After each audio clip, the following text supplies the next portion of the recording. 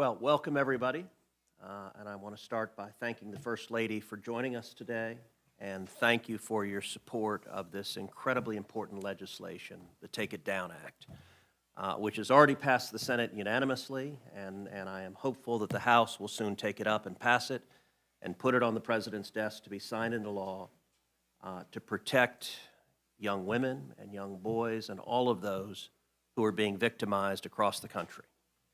I also want to thank our brave victims and victim advocates who are here: Elliston Berry, Francesca Mani, Brandon Guffey, and Breeze Liu. Thank you for being here. Each of you have endured the unspeakable, and your courage standing up and speaking for others is really remarkable. I also want to thank Stefan Turkheimer with RAIN for your advocacy and support on this issue as well. Thank you for your leadership. And of course, I want to thank Senator Klobuchar, who is the lead Democrat sponsor in the Senate, and Representative Salazar and Representative Dean, who are the lead sponsors in the House, who've worked alongside in this important bipartisan legislation. If you're a victim of revenge porn or AI-generated explicit imagery, your life changes forever. Most likely, you've been targeted by someone you know, and you're likely struggling to have that material removed from the internet. Disturbingly, many of these victims are teenagers at American high schools who are facing a surge in AI-generated sexual images. Hundreds of teens, often targeted by their own classmates, are enduring senseless psychological harm, knowing that these fake images exist and they're still out there. And in many cases, there's no recourse for these teenage victims. But this issue extends beyond high school. There are thousands of cases where predators have used non-consensual intimate images to extort victims, both sexually and financially. And the results can be even more traumatic than financial loss, as we'll hear today. In dozens of instances, parents and siblings have suffered unbearable pain, having lost their child or their brother or their sister to suicide because the victim felt there was no way out from sextortion. Outside of high school, many adults are also dealing with the very real and dire consequences of having their sexually explicit images shared online without their consent. I have heard from victims of sexual abuse, of rape, of human trafficking, who strongly support the Take It Down Act because they desperately want some of the most traumatic moments of their lives taken off the internet. The Take It Down Act empowers victims across the entire United States. It makes it a felony for these deviants to publish any non-consensual intimate images, including fake, lifelike pornographic images of real people. Just as importantly, our bipartisan bill requires big tech to have a notice and takedown process so that every victimized American, not just the rich and famous, but everyone, has a right to get these disturbing images taken offline immediately. We are today one step closer to making this dream a reality. Just 3 weeks ago, the Senate unanimously passed the Take It Down Act. Now it goes to my House colleagues, and I have every assurance and confidence that the House will take this up, pass it, and put it on the President's desk so that we can protect the victims of these predators. And we're very excited to be joined today by the First Lady of the United States, Melania Trump. Mrs. Trump has long been a champion for protecting our nation's children with her Be Best initiative. And I can think of no more important issue for our First Lady to lean on than protecting children online. Your success will mean our children's success and healing for thousands of victims. And with that, I'd like to turn it over to the First Lady of the United States, Melania Trump.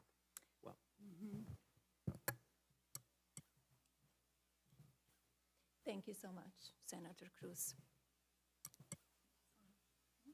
I think that should be on. This is on? It's not very loud. Good afternoon. I'm here with you today with a common goal: to protect our youth from online harm. The widespread presence of abusive behavior in the digital domain affects the daily lives of our children, families, and communities. Addressing this issue is essential for fostering a safe and supportive environment for our young people. I hope today's roundtable builds awareness of the harm caused by non-consensual intimate imagery, and eventually the approval of the Take It Down Act bill in Congress. In today's AI-driven world, the threat of privacy breaches is alarmingly high. As organizations harness the power of our data, the risk of unauthorized access and misuses of personal information escalates. We must prioritize robust security measures and uphold strict ethical standards to protect individual privacy. As First Lady, my commitment to the Be Best initiative underscores the importance of online safety. In an era where digital interactions are integral to daily life, it is imperative that we safeguard children from mean-spirited and hurtful online behavior.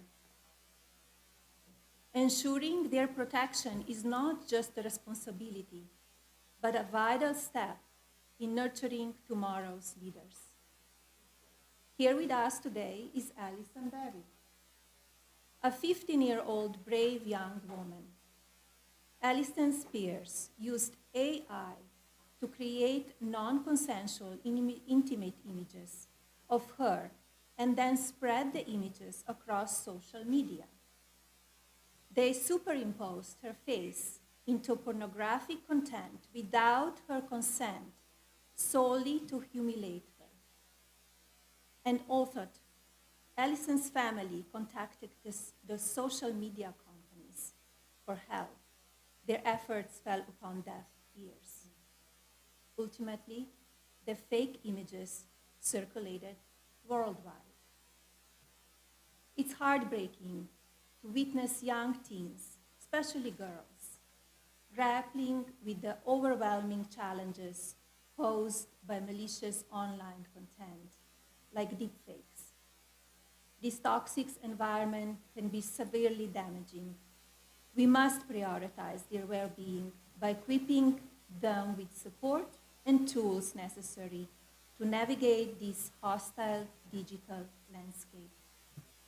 Every young person deserves a safe online space to express themselves freely without the looming threat of exploitation or harm.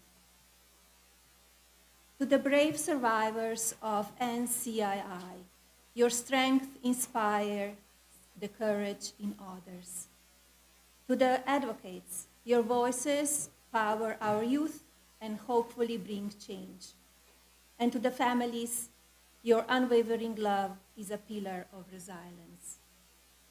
Thank you again to Senator Cruz, Speaker Johnson, House Majority Leader Scalise, Representative Salazar, Chairman Guthrie, Chairwoman McCain, Chairman Hare, and Representative Kahan for being here today and for your dedication to this important cause.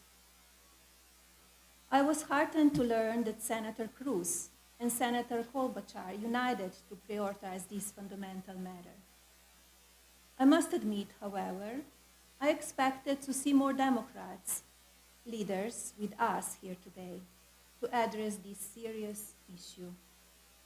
Surely, as adults, we can prioritize Americans' children ahead of partisan politics. I urge Congress to prioritize the passage of the Take It Down Act bill. This legislation is essential for addressing the growing concerns related to online safety, protecting individual rights, and promoting a healthier digital environment. By advocating this bill, Congress can take an important step towards ensuring accountability and fostering responsibly online behavior. The Take It Down Act bill represents a powerful step toward justice, healing, and unity. Thank you. And thank you very much. I want to thank the First Lady for being here, and your presence and your leadership on this issue is incredibly important, and I'm confident it's going to play a critical role in accelerating the passage of this bill and getting it passed into law so that we can protect all our kids and young women and young men across the country. I now want to turn to the leader in the House, Representative Salazar, for her remarks. There. Thank you to all of you, and thank you to the First Lady of the United States, to Senator Cruz, for having taken up this cause. The force, as Senator said, the force of your presence, Madam, is not only going to save children's lives, but will also make this legislation the law of the land. I have no doubt that the House of Representatives will make this law a priority, as I have spoken to the Speaker of the House, Mike Johnson. So thank you for making our jobs as legislators a lot more effective. As the Senator said, the name of the legislation that we're presenting is called the Take It Down Act. Its mission is very simple. It's profound and long-lasting. It stops cyber abuse. It prevents bullying one child against another. Even more important, is going to prevent suicide out of shame. It is outrageously sick to use the images, the face, the voice, the likeness of a young, vulnerable female, to manipulate them, to extort them, to humiliate them publicly just for revenge or just for fun. That is why we created this bill, and it's going to stop the abuse throughout social media. It is widely known that 99% of the time, the victim, most of them girls, don't even know that their faces, their bodies, their intimate parts are being circulated around the internet in fake, compromising pornographic images. But perception is reality, unfortunately, and even though these images do not belong to them, they are paying the price dearly. So they see it, they live it, they have to suffer it, and they don't have any recourse, as the Senator said, up until today, up until now. Our bill, the Take It Down Act, finally is sending a very big message to big tech that they have to bring down these images, fake images, within 48 hours. No more time than that, no more excuses. If not, big tech then will be just as guilty as the aggressors. Snapchat, Instagram, TikTok will have to comply within 48 hours when the victim demands that they take down those pornographic images. Now our messages to the bullies, to the perverts, to the predators. If you dare to do this to another innocent child, you are going to go to prison. You will serve jail time. That will be a great place where you can sit and ponder what you did and be consumed by your conscience. Up until now, the parents of victims found that the schools, they couldn't do anything. The police couldn't do anything. Nothing. Big tech couldn't do anything, according to them. No more. This legislation has taken the power away from the aggressors and the accomplices and have given it back to the victims and their parents. What a great honor for me to be part of this initiative. Thank you very much, and thank you, Madam, for making this a reality. Thank you. Thank you, Representative Salazar, for your friendship, for your leadership on this important issue. I now want to introduce our victim advocates who will share their stories and explain why it is important that we urgently pass the Take It Down Act. Here with us first are two teenage victims of AI-generated sexually exploitative images. Miss Elliston Berry of Aledo, Texas, and Miss Francesca Mani of Westfield, New Jersey. Both of these young ladies were victims of virtually the identical crime within weeks of each other. Elliston was just 14 years old when a male classmate of hers took an innocent photo off her Instagram page and used an app to create an explicit image, a deep fake AI that in turn was sent to her classmates at school. Elliston helped inspire the Take It Down Act, and she's a Texan, and she and her mother contacted my office and relayed what happened, and we were horrified, and she was the initial inspiration for writing this bill. And Melania, I'll tell you an amazing aspect to it. When I was sitting down with Elliston and her mother, Anna, who's here as well, I asked in my office, I said, what's happened to the images? And they looked at me with enormous frustration, and they said, they're still up. It's been 9 months. Elliston's mom said she had called Snapchat, she'd emailed them, she tried repeatedly, take this garbage down of my daughter. And she had gotten no response at all, no movement. I turned to my staff in my office that afternoon and I said, I want you to get the CEO of Snapchat on the phone today. I want those pictures down today. Within 2 hours, they pulled them down. Now, it should not take a sitting senator or a sitting member of Congress picking up the phone to get a picture down or a video down. It should be the right of every American. Every teenage girl victimized should have the right to get this garbage taken down, and this bill will give them that right as a matter of federal law. And with that, Elliston, if you would share with the First Lady and share with everyone here just what happened to you just tell your story. Thank you, Senator Ted Cruz. I was just 14 years old when a classmate created AI nudes of me from an innocent social media picture. I was 14 years old when I was violated all over social media, and I was just 14 years old when my innocence was stripped away. October 2nd, 2023, I woke up to messages from a friend notifying me that these photos of me were circulating social media. Pictures from a past Instagram photo with a nude body and my face attached, made from AI. Fear, shock, and disgust were just some of the many emotions I felt. I felt responsible and began to blame myself and was ashamed to tell my parents despite doing nothing wrong. As I attended school, I was scared of the reactions of someone could recreate these photos, and I lived in fear that they would resurface and that they would get brought up as I attended school. The school was little to no help and said that it was out of their control. I not only blamed the classmate Big Tech. The boy used a Google app called DNGG that existed to remove articles of clothing from a photo available for all ages for free. While that app is no longer available, thousands of other apps similar are available. Additionally, social media needs to be required to take action.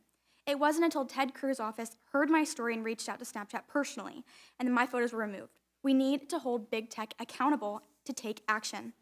I came here today to not only promote this bill, but to fight for the freedom of so many survivors. Millions of people, male, female, teenage, children, kids, all are affected by the rise of this image-based sexual abuse. This is unacceptable. The Take It Down Act will give a voice to the victims and provide justice. I want to say thank you to Senator Ted Cruz and his team. Thank you to all the advocates pushing this bill and this legislation. It is vital for the growing of technology. The situation is bigger than politics. This bipartisan bill is protect America's children. Thank you to the First Lady and the House leadership for understanding how important this issue is and taking time to learn about this vital piece of legislation. I share my story to give victims a voice they never heard and had changed this horrible situation into something good. Thank you to everyone who is supporting this. It is so inspiring to know that my voice is being heard, giving hope to not only me, but to all the many people that have been affected by this. It is truly so amazing how this awful situation has turned into good. Thank you.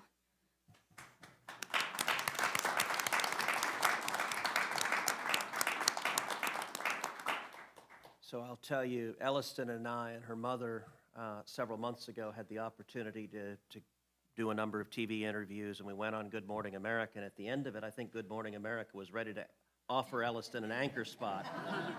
I think the folks interviewing us got nervous for their jobs because thank you, both you and your mom have enormous courage, and you're standing up and speaking the truth, and it has a power to change and protect others.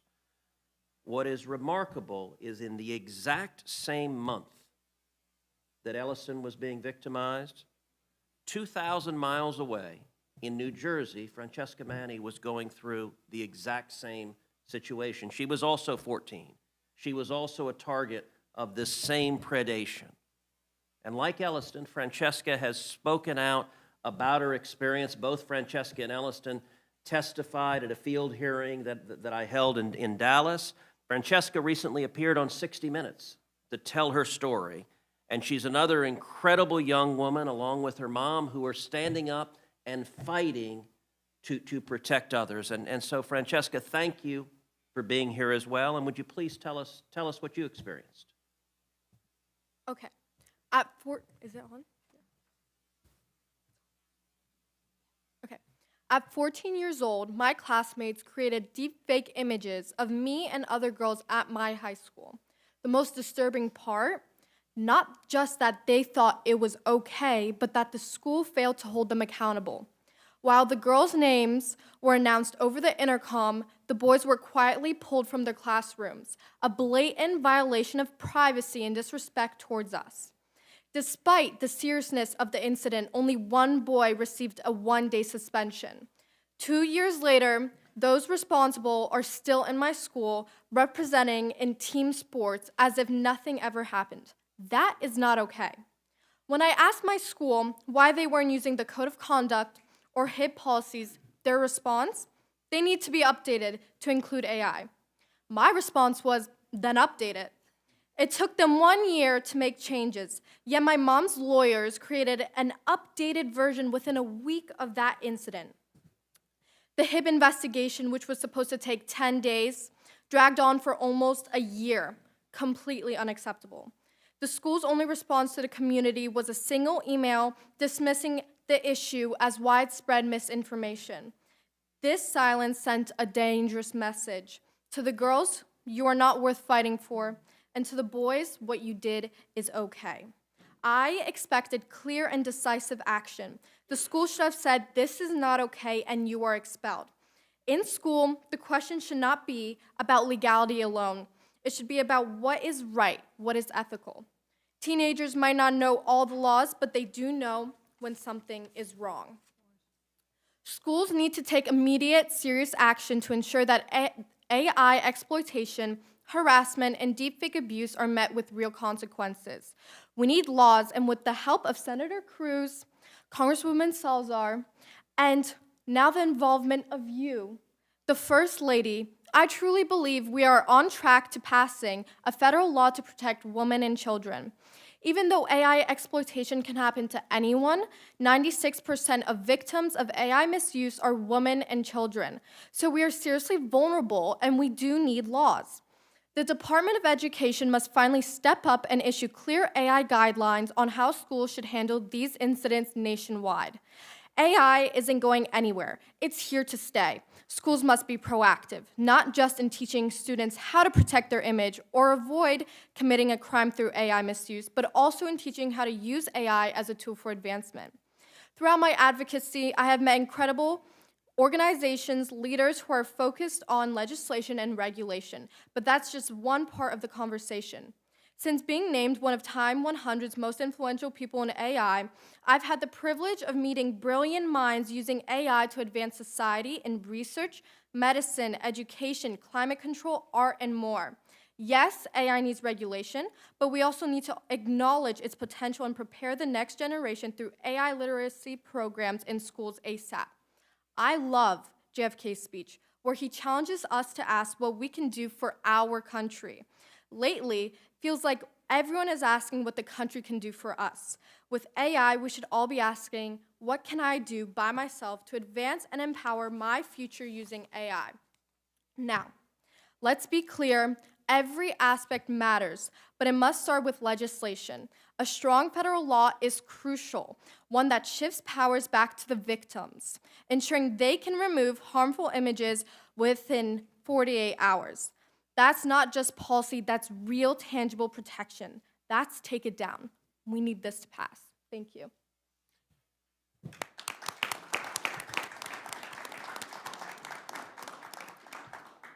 Francesca, thank you also for your courage and your strength and your clarity. Both you and Elliston are inspirational, and we're proud to have you with us today. As Francesca mentioned, over 90% of the victims of non-consensual intimate images are either women or young girls. It doesn't just affect teenagers. Adults can also be victimized. And Breeze Lou, when she was 24 years old, she got a nightmare phone call from her friend that an explicit video of hers had been posted on a pornography website. That phone call started a series of events in which Breeze would rise to lead the fight for the removal of these abusive images. Breeze, thank you for being here. Thank you for your leadership. Tell us about what you experienced and what you've done to try to stop it. Thank you. It is both humbling and empowering for me to be here today. On behalf of millions of survivors, I'd like to thank you for giving us a voice and shining a spotlight on this critical issue. We stand at a defining moment in human history. Artificial intelligence has given us unprecedented power and brought profound transformation. But with extraordinary technology advancement, we also face immense challenges. In April 2020, my life changed forever. A friend called to tell me that a video of me was circulating on Pornhub. At first, I thought it was a mistake.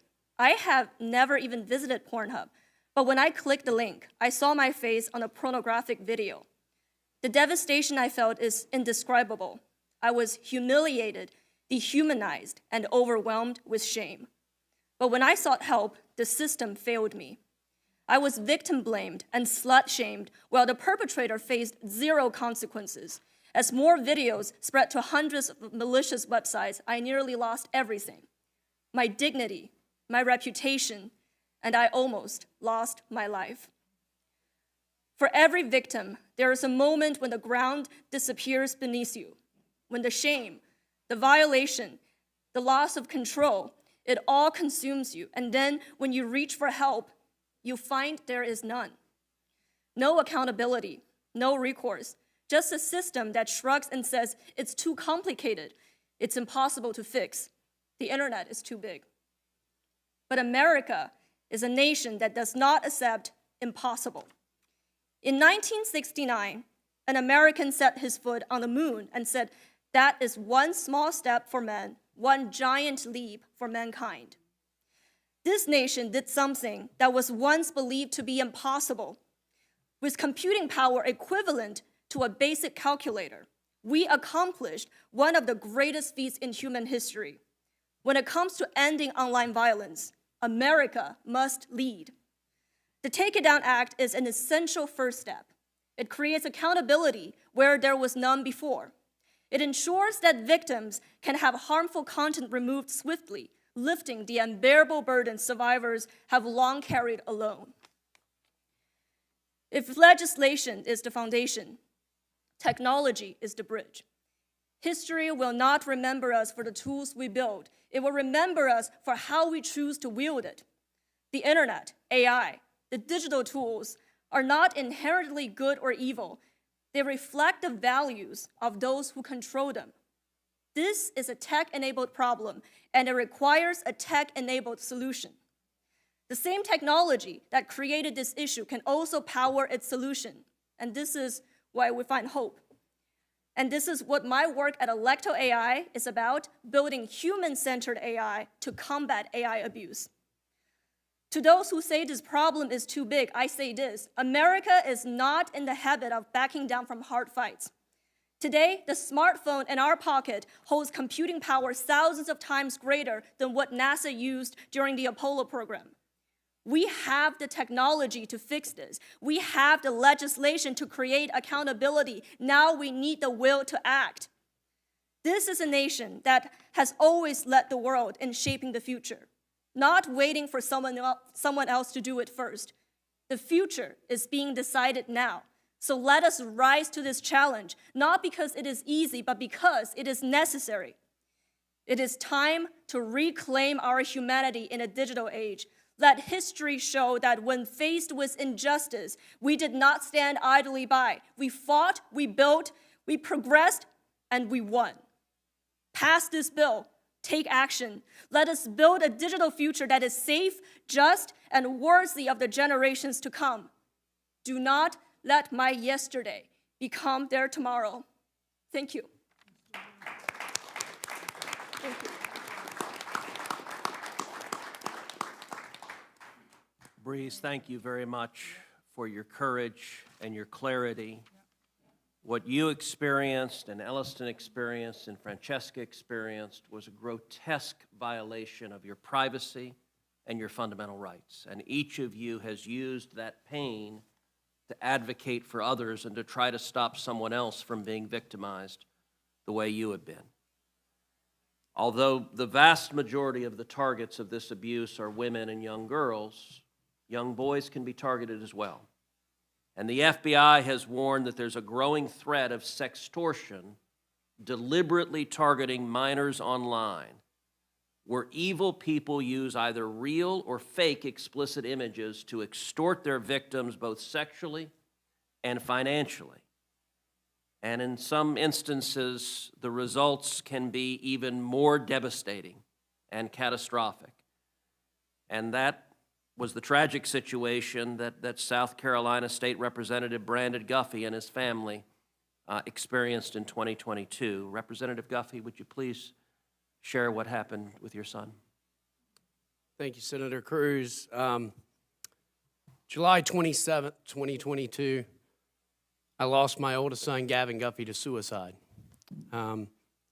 We quickly found out that he was being extorted online, that someone pretending to be a young female at another college requested images to be shared back and forth, and as soon as he shared those images, he took his life.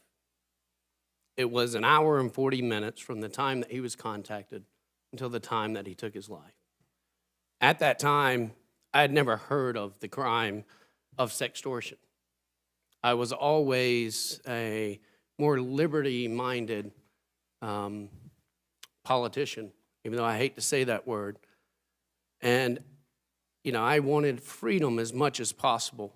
But as I started looking into this, I started to see that big tech operates, and they are the equivalent of big tobacco of today's generation.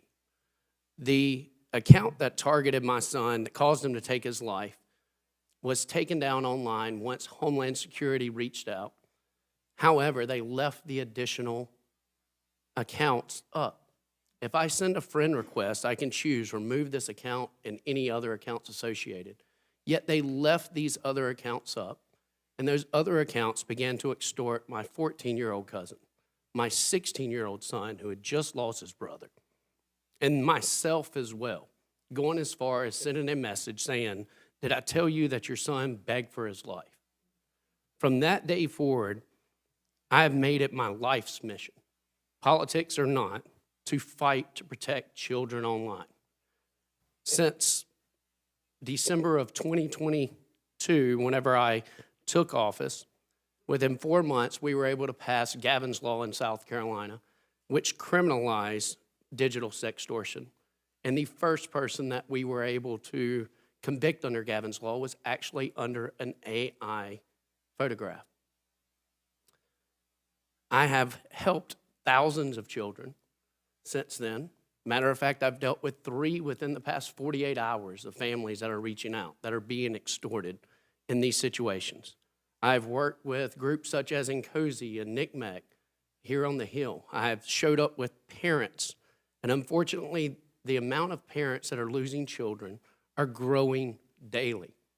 Since my son took his life, there's been 40 other teens that are public about this. I can tell you there's more than a dozen that I know of that just do not feel comfortable sharing their stories. But I'm witnessing teens constantly take their life. And as you said, Senator Cruz, trying to get an image down. Now, granted, I'm just a state representative, but I have the voice that my son did not have. There was no recourse of being able to know, to be able to get these images down. And in his mind, no one had his back, and this wasn't talked about. So since then, it's been my mission to speak up, scream it from the mountaintops on how we have to hold big tech accountable and Take It Down does that. So for everyone involved, I really thank you for your involvement and urge for passage within the House.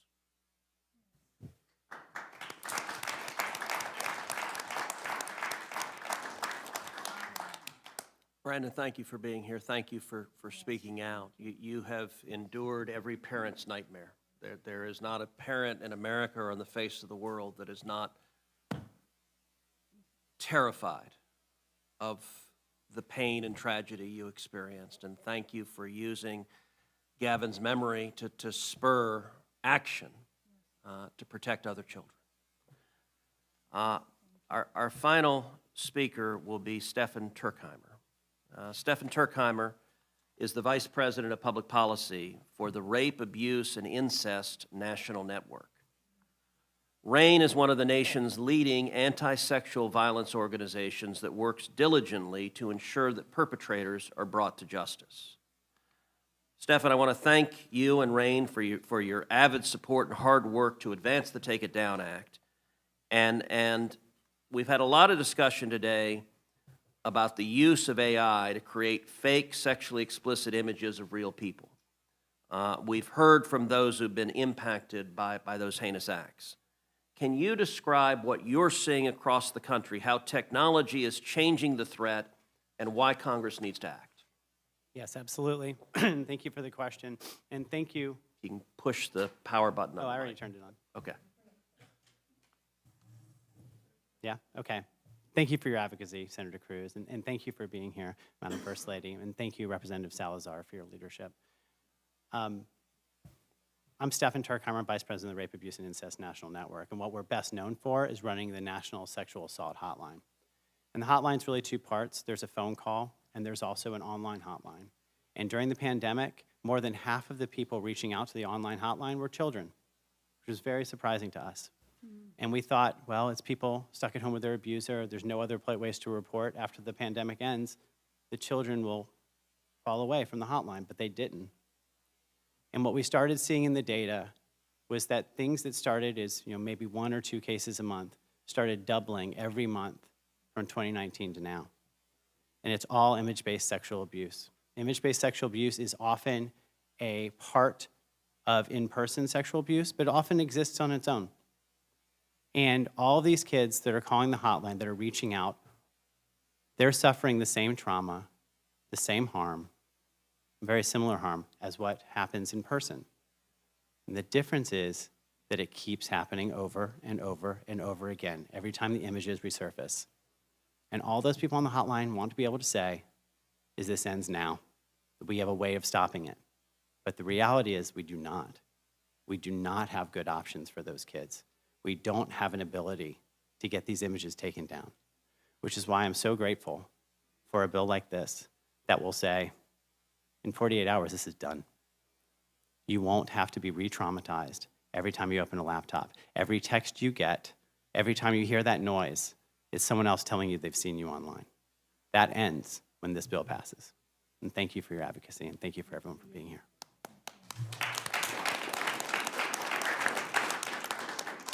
Stefan, thank you. Thank you for your hard work and for RAIN's hard work protecting the victims of sexual violence and exploitation. It's enormously important work. I now want to give an opportunity for each of the congressional members here to either make a comment or ask a question of any of our victims or victim advocates, and we'll start with Speaker Johnson. Thank you, Ted. Senator, great work on this. Representative Salazar, our extraordinary First Lady, for bringing this to the public's attention. I want to thank these extraordinary witnesses that we had today, Breeze and Brandon and Steph, and the ladies, Elliston and Francesca. You're so articulate, you could serve in Congress. In fact, I'll recruit you in a couple of years to be here. Look, I'm just going to say very briefly, state the obvious. As the dark side of technology advances, and these unspeakable evils become part of the culture, the law has to keep up. And I'm really grateful that we have thoughtful legislators here who take the reins on this and are willing to pass legislation to address it. We are anxious to put it on the floor in the House, to get it to President Trump's desk for signature, because we've got to do what we can to stop this. And I am a full supporter of it. I'm grateful to have a moment to be with you all. Yield back.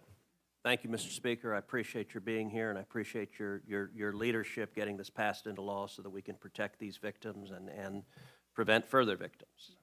Majority Leader Scalise.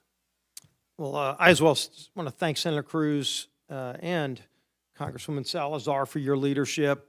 We came incredibly close last year to getting this across the finish line, but I think with the leadership and the voice of the First Lady, I just want to applaud First Lady Melania Trump for lending your voice and the strength of your office to this, because I have no doubt this is going to be the year that we actually get the Take It Down Act signed into law. And I think, as you heard from Elliston, Francesca, Breeze, the horrible stories, you could have easily just walked away and hidden and had somebody else pick up the mantle to do this. But you said, no, nobody else should have to do and go through what I've been through. So I'm going to lend my voice and my experience so that we can stop anybody else from having this happen again. And when you then hear, okay, well, it's going to take an act of Congress to fix this, you probably really get concerned and say, well, I've heard how long that takes. And believe me, it can take a long time unless you've got the right coalition. And this time, I think you've got the right coalition. You have the right leaders, a bipartisan coalition. I want to thank my colleague Rokana, Senator Klobuchar, for being a part of this too, because when you look at where we are now, I go back to my days in the State House of Representatives, and this is before social media, but back then, the technology for cameras was getting very, very small and more high definition. And video voyeurism was the crime of the day back then. And you would have people that would put cameras in places where you couldn't even see them and record people, willing or not, and then use it later, usually for similar kind of things, to try to shame somebody, to try to extort somebody, to try to get revenge on somebody. And what shocked us is when we started hearing these stories, when mostly young girls, and I think Elliston was the one that ran the stats, 96% of the victims are typically young girls or children. But what shocked them the most was that that was not a crime. Even when you found out who did it, wasn't a crime. So guess what? We created the law of video voyeurism, and all of a sudden people started going to jail, and the word got out. And it still happens, unfortunately, but it doesn't happen at the extent that it used to, because now people know there's consequences. The same thing will happen with the Take It Down Act, and I know he's going to talk as well, but I want to applaud Chairman Brett Guthrie of the Energy and Commerce Committee, because he and I have talked about this a number of times, and we have a high commitment, not only to bring it through his committee, but when the bill comes through committee, it will be a priority to bring the bill to the House floor quickly to get it to the President's desk for signature, because it's going to give victims two things. One, it's going to give them the protection that they deserve. To say within 48 hours, this will be taken down. The platforms will have to take it down. And then it's going to do something else that just doesn't exist at the level it should. And that is the accountability to the perpetrator. Because those boys shouldn't still be in school, strutting around as if nothing happened, as if it's your problem to deal with that they created, because nobody's going to touch them. Well, you tag the word felon to the end of that name, all of those athletic ventures go away, a lot of other things go away, and people will think twice. So again, thank you, Senator Cruz. Thank you, Congresswoman Salazar, and thank you, First Lady, for lending your voice. But I really applaud the victims, because we want you to come back. I know somebody in the White House that may be able to get us an invitation to be at that signing ceremony, but just envision the day where all of your work to not just sit quietly, but to speak out on behalf of others so that there aren't victims in the future and that there are consequences in the future. Your work will pay off. We're going to get this done this year. Well, and thank you, Steve, for your friendship and leadership. And just to underscore something that Steve just said, I feel confident that when this bill is signed into law, that each of the victim advocates, that you'll receive a signing pen that the President used to sign it into law. And by the way, they're about this big. They're massive. Your husband does nothing small. Representative McLean, the head of the House Republican Conference, the number 3 Republican in the House, if you have any comments or questions. Well, I have a lot to say, but unfortunately, I got a short time to say it in. So let me start with thank you. Thank you for putting this on the floor. Thank you, Maria. And thank you to the First Lady to drawing attention. It is disgusting that we have to put this common sense legislation on the floor, but here we sit today, right? Representative Khanna, thank you so much for being here, because this is not a partisan issue. Taking the innocence away from the most vulnerable, our children, this isn't a partisan game. This is games with our children's lives. And as parents, where are you parents? I can't even begin to imagine your emotions. I mean, I applaud you for your decorum. And for the victims, you want to talk about courageous? You want to talk about winners? You want to talk about young people with some guts? You're looking at them right here. We can't thank you enough. We're sorry from the bottom of our hearts for what you've had to go through, and for the parents, for the suffering that you have. But it is darkest before the dawn, and it starts today. So thank you for having the courage to stand up to be true winners. And we will, like the leader and the speaker said, we will get this done. We must get this done. So take a moment and reflect in your courage, in everything that you've accomplished at such a young age. And parents, I don't know how much more proud you can be of your children. So thank you.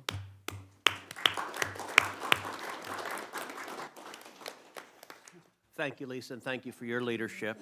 Now I want to recognize Congressman Kevin Hern, who is the chairman of the Republican Policy Committee, for any comments or questions. Thanks, Senator, and First Lady, thank you so much for making this, pushing it forward. This is going to be something that, as the speaker said, this is something we need to modernize law for what's happening with technology. And somebody that's old enough to have 3 children, from 36 to 25, and now 3 grandchildren, and just had a 4th one that's a little girl. And the reason I say all that is the evolution just in our lifespan of the technology that's happened and what's happened to our generations. Bringing this to the forefront is so important for us to make a law that will fix this for future generations. It's tragic. And it shouldn't be, as you said, Senator, for those who have influence. It should be for every American to be able to protect their innocence. Artists and musicians and actors are doing it every day. They've been doing it now for 2 or 3 years.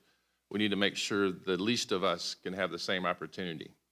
And as the First Lady said, we should have everybody involved in this. This should be one of the easiest things that's ever gone through Congress. And I'm looking forward to the opportunity to address any issues that might come from any of our colleagues. But again, thank you, Congresswoman Salazar, Senator Cruz, and First Lady. Thank you so much. We really, really appreciate you being involved. Thank you, Kevin. Now I'd like to recognize Representative Brett Guthrie, the chairman of the Energy and Commerce Committee.